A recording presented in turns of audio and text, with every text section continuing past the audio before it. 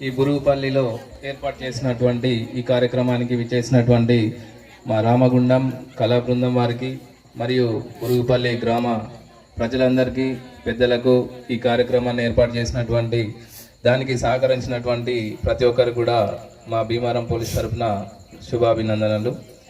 ముందుగా ఈ కార్యక్రమాన్ని ఈ విలేజ్లో ఎందుకు ఏర్పాటు చేయడం జరిగిందంటే, మీకేదో విషయాలు తెలియదు మేమే చెప్తామని కాదు, మీకు అన్ని విషయాలు తెలుసు.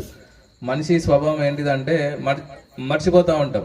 తెలిసినా కూడా కొద్దిగా ఏమరపాటు, లేదంటే మతిమరుపు, లేదంటే ఏదో నాకు అన్ని తెలుసు కదా అని కొంచెం ఓవర్గా బిహేవ్ చేయడం.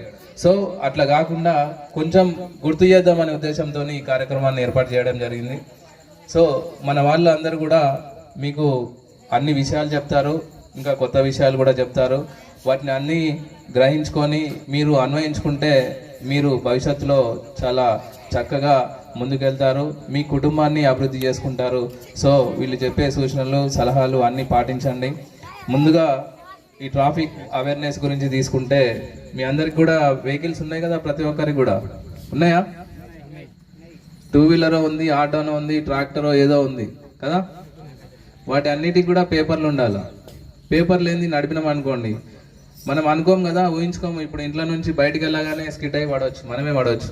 లేదంటే ఇంకో చిన్న పిల్లలే అడ్డు రావచ్చు, ఇంకా వేరే వాళ్ళకో ఇంకెవరో రావచ్చు, కుక్కనో రావచ్చు, ఇంకేదో రావచ్చు. అది రావడం వల్ల మనమే పడతాం, మనకే దెబ్బలు తాగుతాయి, కాలు ఇరుగుతుంది, చేయి ఇరుగుతుంది. దానివల్ల మన కుటుంబం నష్టపోతుందా? ఒక కుటుంబ పెద్ద పని చేయకుండా ఒక నెల రోజులు 2 నెలలు ఇంట్లో ఉన్నామంటే మీరు అందరు కూలి పని రోజు చేసుకొని బతికేవాళ్ళు. ఒక నెల రోజులు ఇంట్లో నుంచి వెళ్లకుండా ఉన్నాడు మంచం మీద అంటే మీ కుటుంబం ఎంత వెనకబడిపోద్ది. సో దానికి ఇన్సూరెన్స్ వెహికల్ డాక్యుమెంట్లో ఉంటే గవర్నమెంట్ ఆ ఇన్సూరెన్స్ కంపెనీ మీద మేము కేసు ఫైల్ చేసి ఆ ఇన్సూరెన్స్ డబ్బులు మీకు వస్తాయి. ఆ డబ్బులతో మీ కుటుంబాన్ని పోషించుకోవచ్చు. సో అందుకోసమే చెప్పేది ఏంటంటే, వెహికల్స్ ప్రతి ఒక్క వెహికల్ కూడా ముందుగా ఆర్సీ, లైసెన్స్, ఇన్సూరెన్స్, అలాగే ఫిట్నెస్ కూడా అన్నీ దగ్గర పెట్టుకొని ఉండండి, అన్నీ చేయించుకోండి. మేము ఇదివరకు 2 సార్లు కూడా ఇక్కడ కార్డ్ 9 సార్లు చేసినాం. పోయిన నెల చేసినాం, అంతకుముందు నెల కూడా చేసినాం. అడిగితే కొన్ని వెహికల్స్కి ఉన్నాయి, అందరినీ అనట్లేదు, కొన్ని వెహికల్స్కి మాత్రం లేవు. ఆ లేనటువంటి వారికి చెప్పినాం ఇట్లా చేయించుకోండి అని. మీరు కూడా చూస్తూ ఉంటారు రోడ్డు మీద ఎంతమంది యాక్సిడెంట్ అవుతుంది, రోజు పేపర్లో వస్తుంది, న్యూస్లో వస్తుంది. వాళ్ళు ఎంత నష్టపోతున్నారో మీకు కూడా తెలుస్తూ ఉంటుంది. మీ పక్కింటి వాళ్ళు, మీ పక్క ఊళ్ళో ఎవరో ఒకరు మీ ఫ్యామిలీలో మీ తెలిసిన వాళ్ళు యాక్సిడెంట్ అయితే వాళ్ళ పరిస్థితి ఏంది ఒకసారి ఆలోచించండి. మనం అనుకుంటాం ఇక్కడ నుంచి బయటకు పోతే మనకేమవుతుందిలే, మనకు అన్నీ తెలుసు, మనకు అన్నీ వచ్చు, నడపొచ్చు, మన కెపాసిటీ ఉంది అనుకుంటాం. కానీ యాక్సిడెంట్ అనేది యాక్సిడెంటల్గా జరిగేది, మనం అనుకొని చేయం కదా అది. సో అందుకోసమే చెప్పేది, అన్ని పేపర్లు పెట్టుకోండి. అలాగే మీరు అనుకుంటారు చిన్నపిల్లల్ని వెహికల్ ఇచ్చి నడిపితే మీరు అనుకుంటారు మా కొడుకు అరే చిన్న పిల్లగాడు 10th క్లాస్ చదువుతున్నాడు, వాడు బండి నడుపుతున్నాడు, 2 ఎక్కించుకొని పోతున్నాడు, సంతోషపడతారు తల్లిదండ్రులు. కానీ ఒకటి గుర్తుపెట్టుకోండి, అలాంటి బండి కంట్రోల్ తప్పింది అనుకోండి, ఆ పిల్లగానికి ఏమైనా జరగవచ్చు, లేదంటే ఎదురుగా వచ్చే వారికి ఏమైనా జరగవచ్చు. అట్లా జరిగినా 2 కుటుంబాలు నష్టపోతాయి. సో ఆ బండి నడిపే ఆయన మీద కేసు అవుతుంది, ఇచ్చిన అతని మీద, బండి ఓనర్ మీద, తల్లిదండ్రి అయితే తండ్రి మీద ఉంటే తండ్రి మీద, ఇంకా వేరే వాళ్ళ బండి అయితే వేరే వాళ్ళ మీద కూడా కేసు అవుతుంది, లైసెన్స్ లేకుండా నడిపితే. ఎందుకంటే లైసెన్స్ లేనిది నడపొద్దు అని తెలుసు, అయినా కూడా మీరు బండి నడిపిస్తున్నారు. సో అందుకనే చెప్పేది ఏంటంటే, అందరు కూడా లైసెన్స్ ఉన్న వాళ్ళకే గవర్నమెంట్ ఒక ఏజ్ పెట్టింది 18 years అని. ఎందుకు? బండి నడిపే కెపాసిటీ ఉంటుంది కాబట్టి, హోల్డింగ్ చేసే కెపాసిటీ ఉంటుంది కాబట్టి అతనికి 18 years వచ్చినాకనే, అన్ని టెస్టులు చేసినాకనే లైసెన్స్ ఇస్తుంది. కాబట్టి అందరు కూడా లైసెన్స్ వచ్చినాకనే నడపండి. మీకు నడిపొస్తే ఇబ్బంది ఏం లేదు, నడపొద్దు. ఎందుకంటే చెప్పిరాదు ప్రమాదం కదా. పాటిస్తారా? అన్ని చేసుకోండి. వెహికల్స్ మీకోసమే, ఎవరి కోసమో కాదు. ఏదో పోలీసు వాళ్ళు బయట ఉండి ఫైన్లు వేస్తున్నారు, మాకు ఇబ్బంది చేస్తున్నారు అనుకుంటారు. మేము ఫైన్లు వేసేది ఎందుకు? కనీసం ఒకసారి కాకపోయినా ఇంకోసారి అయినా బయటకు వస్తానికి ఆలోచిస్తాడు. అరే పోలీసు వాళ్ళు ఉన్నారు, ఫైన్ వేస్తే మనకే ఇబ్బంది అవుతుంది, అది చేయించుకుందాము, డాక్యుమెంట్ చేయించుకుందామని మీకే ఆలోచన వస్తుంది, మీకు గుర్తు వస్తుంది. ఒక హెల్మెట్ పెట్టుకోకుండా పోతే మనిషికి ఎక్కడ దెబ్బ తాకినా ఏం కాదు, కాలు ఇరిగినా చేయి ఇరిగినా నెలకు 2 నెలలకు రికవర్ అవుతాడు. అదే తలకు తగిలింది అనుకోండి, ఎట్లా ఉంటుంది? కోమలకే పోవచ్చు, చనిపోవచ్చు. కాబట్టి హెల్మెట్ కూడా అందరు కూడా క్యారీ చేయండి. అది మనం వెహికల్ బయటికి, ఇంట్లో నుంచి బయటకు వస్తుంది అంటేనే మీరు హెల్మెట్ పెట్టుకోవాలా. ఓకేనా? చేస్తారా ఈ రోజు నుంచి? అలాగే ఇంకో విషయం, ఈ రోజులలో సెల్ ఫోన్ ఉంది, అందరి దగ్గర ఉన్నాయి కదా సెల్ ఫోన్స్, ఉన్నాయా? ఆ సెల్ ఫోన్ అనేది ఎంత మంచి చేస్తుంది, ఎంత ఇన్ఫర్మేషన్ ఉంటుంది మనకు, అంతనే చెడు ప్రభావాలు కూడా, దానివల్ల అంత చెడు జరుగుతుంది. ఎట్లా చెప్పాలా తెలుసా మీ అందరికీ? దానివల్ల మనం ప్రతిదీ న్యూస్ చూసుకోవచ్చు. ప్రపంచంలో ఎక్కడ ఏం జరిగినా కూడా మనకు ఫోన్లో తెలుస్తుంది. పక్కవంతో కమ్యూనికేషన్ కూడా మనకి ఫోన్ల ద్వారానే అవుతుంది. ఇదివరకు లెటర్లు ఉండే 3-4 రోజులకు మనకు తెలుస్తూ ఉండే ఇన్ఫర్మేషన్. ఇప్పుడు ఒక సెకండ్లో మనం ఒక నెంబర్ కొట్టినామంటే అది ఎక్కడి నుంచి ఎక్కడికైనా మాట్లాడుకుంటున్నాం కదా. అలాగే ఇంతకుముందు మన అకౌంట్లలో బ్యాంక్ అకౌంట్లు లేకపోతుండే మన ఇంట్లల్లో డబ్బులు పెట్టుకుంటున్నాం. కానీ ఇప్పుడు ప్రతిదీ కూడా బ్యాంక్ అకౌంట్లకే వచ్చిందా? మీకు రైతు బంధు పడినా లేదంటే పెన్షన్ వచ్చినా అన్నీ కూడా అకౌంట్లకే వస్తున్నాయి కదా. సో అకౌంట్ కూడా మీ ఫోన్కే లింక్ అయి ఉంటుంది ఆధార్ కార్డుతోని, అవునా? ఇప్పుడు ఎందుకంటే ఫోన్పే అని గూగుల్ పే అని అన్ని యాప్లు ఫోన్లో వాడుతున్నాం. మీ నెంబర్కి మీ ఫోన్ నెంబర్కి అన్ని బ్యాంకు డీటెయిల్స్ కూడా అటాచ్ అయి ఉంటాయి. ఎవరైనా ఫోన్ చేసి మీ బ్యాంకు వాళ్ళు కానీ బ్యాంకు వాళ్ళు మీకు ఎవరికి ఫోన్ చేయరు, కానీ వేరే వాళ్ళు ఫోన్ చేసి ఏం చెప్తారు, మేము బ్యాంకు నుంచి ఫోన్ చేస్తున్నామనో లేదంటే వ్యవసాయ శాఖ నుంచి ఫోన్ చేస్తున్నామనో, లేదు ఇంకా ఏమన్నా మీకు ఇన్సూరెన్స్ వచ్చింది, లాటరీ వచ్చింది, అట్లాంటి వాళ్ళు ఫోన్ చేస్తూ ఉంటారు. మీ నెంబర్లకు ఫోన్ చేసి మాట్లాడుతూ ఉంటారు. ఏమని, మీకు లాటరీ తగిలింది, మీకు ₹1,00,00,000 వస్తాయి, లేదు అంటే మీకు రైతు బంధు రాదు, మీరు ఓటీపీ చెప్పండి, మేము నెంబర్ పంపిస్తామని. అట్లాంటి ఓటీపీలు అట్లాంటిది ఎట్టి పరిస్థితుల్లో నమ్మద్దు. డబ్బులు ఊరికే వస్తాయా? మనం ఇంత కష్టపడితేనే మనకు వస్తలేవు. అట్లాంటిది వాడు ₹1,00,00,000 ఫ్రీగా ఇస్తాం, మీకు లాటరీ తగిలింది అంటే మనం అనుకుంటాం, అరే ఈ 1,00,00,000 మందిలో నా నెంబరే అదృష్టం అంటున్నా అనుకున్నాం. మనం అంతున్నదా? వాడు ఇచ్చేదేదో డైరెక్ట్ ఇస్తే అయిపోతుంది కదా. మీరు 10,000 వేయండి, 20,000 వేయండి, మీకు లాటరీ ₹1,00,00,000 ఇస్తామని అంటారు. అదేదో వాడే కట్ చేసుకొని ఇవ్వచ్చు కదా డబ్బులు కూడా. అట్లా చేస్తారా? కానీ మనల్ని నమ్మిస్తారు. మీరు 10,000 వేయండి, మీరు 20,000 వేయండి, ఇంకోసారి ఈ ట్యాక్స్ కట్టాల్సి వస్తుంది అని చెప్పేసి అట్లాంటి మాటలు ఎవరు చెప్పినా కూడా నమ్మొద్దండి. ఎవ్వరు కూడా, ఈవెన్ ఏ డిపార్ట్మెంట్ వాళ్ళు కూడా మీకు ఫోన్ చేసి మీ వివరాలు ఎవరికి అడగరు, చెప్పమని అడగరు. మీకు వచ్చిన ఓటీపీ కూడా ఎవరికి షేర్ చేయొద్దు. అట్లా చేసినట్టయితే సైబర్ క్రైమ్ వాళ్ళు, సైబర్ నేరగాళ్ళు ఉంటారు, వాళ్ళు ఎక్కడో ఉండి ఆపరేట్ చేస్తారు. మీరు ఒక్కసారి ఓటీపీ చెప్పారు అనుకోండి, మీ బ్యాంక్ డీటెయిల్స్ కానీ ఓటీపీ కానీ, మీ అకౌంట్లో ఉన్న డబ్బులన్నీ వాడు ట్రాన్సాక్షన్ చేసుకుంటాడు. మీ అకౌంట్ జీరో అకౌంట్ అవుతుంది. మొన్న రీసెంట్గా మన భీమవరంలో కూడా 60,000 పోయినాయి ఇట్లానే.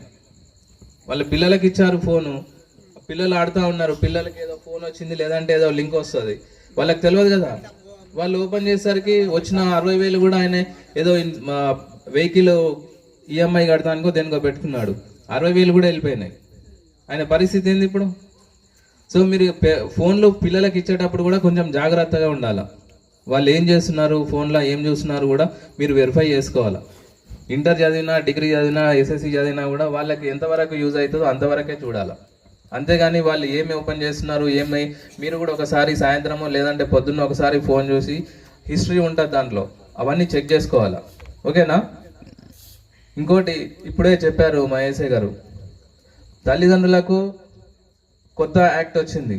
పిల్లలు పెట్టకపోయినా కూడా వాళ్ళకి తల్లిదండ్రులను మంచిగా చూడకపోయినా ఇంకేమన్నా ఇబ్బందులు చేసినా కూడా వాళ్ళు అనుకుంటారు, తల్లిదండ్రులు ఏదో మాకు పిల్లలకు రిజిస్ట్రేషన్ మేము చేసుకున్నాము, వాళ్ళని చూడకున్నా మాకు భూమి మాకు ఉంటుంది, మా ఆస్తులు మాకు ఉంటాయి, మా తల్లిదండ్రులు వంచిందని. కానీ రివర్స్ కూడా చేయొచ్చు. అదే తండ్రి అదే తల్లి పోయి కలెక్టర్ గారికి లేదంటే కోర్టుకు పోయి పోలీస్ స్టేషన్కి వచ్చి ఇట్లా చేస్తే మేము కూడా కలెక్టర్ గారు రెఫర్ చేస్తాం, వీళ్ళకి సరిగా చూడట్లేదు, వీళ్ళ ఆస్తి వాళ్ళకు మళ్ళీ బదిలీ చేయండి అని. మొన్న పెద్దపల్లిలో చేశారు, చూసారా ఎవరన్నా?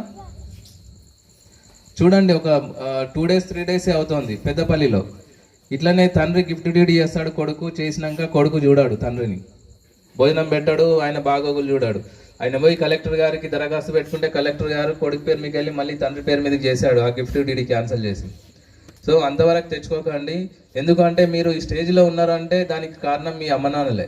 మీ అమ్మ నాన్నలు ఏ స్టేజ్లో ఉన్నా కూడా, మీరు ఇప్పుడు చదువుకున్నా ఉద్యోగం చేసినా ఇంత మీరు ఒక 3 పూటలు తింటున్నారు, కొంచెం మంచిగా ఉన్నారు అంటే దానికి కారణం అమ్మ నాన్నలే. వాళ్ళు మిమ్మల్ని ఒక 18 సంవత్సరాలు పెంచి పోషించకపోతే మీరు ఈ స్టేజ్లో ఉండరు కదా, ఉంటారా? సో వాళ్ళను కూడా చివరి దశలో చూసుకోవాల్సిన బాధ్యత మీదే. అందుకోసమే మీరు అందరు కూడా వాళ్ళను, మిమ్మల్ని చిన్నప్పుడు ఎలా చూసుకున్నారో మీరు అలా చూసుకోవాలి వాళ్ళను. ఓకేనా? ఇంకోటి, ఈ రోజులలో ఇప్పుడు ఇంత అభివృద్ధి జరిగింది, ఇంత ఫోన్ ఉంది, ఇంత టెక్నాలజీ ఉంది, చంద్రునిపై కూడా మనం వెళ్ళొస్తున్నాం, తెలుసు కదా. ఎక్కడో సినిమాలు వేస్తా ఉంటే మనం ఇంట్లో కూర్చొని చూస్తూ ఉన్నాం, ఎక్కడో అదర్ కంట్రీలలో ఉన్న వాళ్ళకి కూడా మనం ఫోన్ డైరెక్ట్గా మాట్లాడుతున్నాం. ఇంత టెక్నాలజీ వచ్చినాక కూడా ఈ మధ్య కాలంలో ఇప్పుడు ఇక్కడ మనం చేతబడని, ఇంకా లేదు అంటే బాణమత అని, ఇంకా గుప్త నిధులు దొరుకుతాయి, ఇంకా తవ్వాలి, ఇక్కడ పోయి పూజలు చేసి, అట్లాంటి వాటిని ఏం నమ్మొద్దండి. అవన్నీ కూడా వెనుకట కూడా లేదు, ఏదో మనల్ని నమ్మించి డబ్బులు తీసుకున్నా అంతే. సో అట్లాంటి వాటిని కూడా ఎవరిని నమ్మొద్దు. అలాంటివి ఏమన్నా కార్యక్రమాలు ఈ విలేజ్లో జరిగినట్టయితే మాకు మా నెంబర్లు కూడా ఉండుంటాయి మీ దగ్గర. లేదు అంటే 100కి ఫోన్ చేస్తే అది free number, toll free number. ఆ నెంబర్కి ఫోన్ చేసినట్టయితే మాకు కూడా సమాచారం వస్తుంది, మేము కూడా దాని మీద యాక్షన్ తీసుకుంటాం. అటువంటిది ఎవరు కూడా ఎంకరేజ్ చేయొద్దు, ఎవరు నమ్మొద్దు. అలాగే గుప్త నిధులు కూడా ఇక్కడ చుట్టుపక్కల గుట్టాలు ఉన్నాయి, అడవి ఉంది, ఇంకా పాత దేవాలయాలు ఉంటాయి. వాటి జోలికి పోయి మొన్న కూడా ఇక్కడ శివారం అక్కడ కూడా కొంచెం తవ్వినట్టు చేశారు. ఏమైంది? జేసీబీ పోయింది, వాళ్ళ మీద కేసు అయిందా కాలేదా? పోయిన సంవత్సరం అయిందా? అంతవరకు తెచ్చుకోకండి. ఒకసారి కేసు అయితే ఏమైంది, మన జీవితమే సగం వెనకపోద్ది. కోర్టు చుట్టూ తిరగాల, పోలీస్ స్టేషన్ చుట్టూ తిరగాల, కన్విక్షన్ వస్తే జైల్లో ఉండాలా, ఏమన్నా వెరిఫికేషన్ ఈవెన్ సెక్యూరిటీ గార్డుకు పోవాలన్నా, ప్రైవేట్ ఎంప్లాయీగా పోవాలన్నా కూడా పోలీస్ స్టేషన్ నుంచి వెరిఫికేషన్ క్యారెక్టర్ సర్టిఫికేట్ అడుగుతారు. దాంట్లో ఓన్లీ నేను ఇక్కడ భీమారంలోనే తప్పు చేసి ఉంటా, భీమారం పోలీస్ స్టేషన్లోనే నా పేరు ఉంటుంది, బయట రాష్ట్రానికి పోతే నా పేరు ఉండదు అని అనుకుంటారు. కానీ ఇప్పుడు ఇండియా మొత్తం మీద ఆన్లైన్ అయిపోయింది. అంటే ఇక్కడ భీమారంలో ఒక వ్యక్తి తప్పు చేసిండు, పోలీస్ స్టేషన్ భీమారం పోలీస్ స్టేషన్లో కేసు అయిందంటే అతన్ని బీహార్ పోయి అక్కడ పోలీస్ స్టేషన్లో వెరిఫై చేసిన ఈ పేరు వస్తుంది, పలానా భీమారం పోలీస్ స్టేషన్లో ఈ కేసు ఉన్నది పలానా వ్యక్తి మీద అని వస్తుంది. జమ్మూ కాశ్మీర్లో కూడా పోయి వెతికినా కూడా అక్కడ కూడా పోలీస్ స్టేషన్లో సెర్చ్ చేస్తే పలానా వ్యక్తి మీద భీమారం పోలీస్ స్టేషన్లో కేసు ఉందని వస్తుంది. సో వాళ్ళు మీకు సర్టిఫికేట్ ఇయ్యారు, ఈయన మీద ఈ కేసు ఉంది అని రాసిస్తారు. దాంతో మీకు ఎటువంటి ఉద్యోగం కూడా రాకుండా పోతుంది. సో ఎటువంటి నేరాలకు పాల్పడకుండా ప్రశాంతమైన జీవితం, పల్లెటూరి వాతావరణం, ఇలాంటి వాతావరణం ఎక్కడ కూడా దొరకదు. కాబట్టి అందరూ కూడా చట్టానికి లోబడి శాంతియుతంగా మనలో చెప్పినటువంటి విషయాలు గమనించి, ఇంకా చాలా విషయాలు చెప్తారు మన వాళ్ళు, వాటన్నింటిని కూడా పాటించి మీరు హ్యాపీగా ఉండాలి, మమ్మల్ని కూడా హ్యాపీగా ఉంచాలా. మమ్మల్ని హ్యాపీగా ఉంచాలంటే మీరు ప్రశాంతంగా ఉంటే మేము హ్యాపీగా ఉన్నట్టే, అవునా కదా? ఓకేనా? చేస్తారా? ఇంకా ఎటువంటి విషయాలు ఉన్నా కూడా ఇంకా ఇక్కడ మన దగ్గరనే గుడుంబ దొరుకుతుంది, మన పక్క గలీలో దొరుకుతుంది, మనం తాగుతాం ఈ గలీలో, అవునా? అది గుడుంబ ఎలా తయారు చేస్తారో కూడా మీకు తెలిసి ఉంటుంది. అన్నిటినీ మురుగబెట్టేసి 3-4 రోజులు పెట్టేసి దాంట్లో యూరియా కలిపేసి, అది ఎంత హెల్త్కు ప్రాబ్లము అంటే కళ్ళు పోతాయి, హెల్త్ ఖరాబ్ అయింది, చనిపోతారు లాస్ట్కి.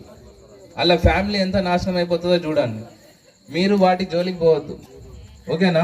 అట్లాంటి వాళ్ళు ఎవరైనా తయారు చేసే వాళ్ళు ఉన్నా కూడా మాకు సమాచారం ఇవ్వండి. దానికి కూడా 100 నెంబరే. మీ పేరు కూడా ఎక్కడ కూడా ఎవరికి చెప్పరు, పలానా వ్యక్తి చెప్పిండు మాకు అని ఎక్కడ కూడా రాదు. ఇప్పటి వరకు 10-20 మంది మీద కేసులు అయినాయి. నేను వచ్చినాక 2 సార్లు అక్కడ చేసినాం. మొన్న కూడా 2 వీలర్ మీద వెళ్తున్నప్పుడు ఎక్సైజ్ వాళ్ళు పట్టుకున్నారు, అవునా కదా? సో అట్లాంటి వాటి జోలికి పోకుండా ప్రశాంతమైన జీవితాన్ని గడపండి. మనల్ని చెప్పిన విషయాలన్నీ పాటించండి. మీకు ఏమన్నా అనుమానాలు ఉన్నా, ఇంకెటువంటి డౌట్లు ఉన్నా కూడా మన వాళ్ళని అడగండి, లేదు అంటే మమ్మల్ని అడగండి, మేము చెప్తాం, ఓకేనా? ఈ కార్యక్రమానికి వచ్చినటువంటి అందరికీ మరియు మన రామగుండం కమిషనరేట్ అంత దూరం నుంచి టైం వెచ్చించి మన కోసం వచ్చినటువంటి కళా బృందానికి మరొకసారి ధన్యవాదాలు తెలుపుతూ వాళ్ళను కంటిన్యూ చేయమని చెప్పి తెలుసుకున్నాం. Thank you very much.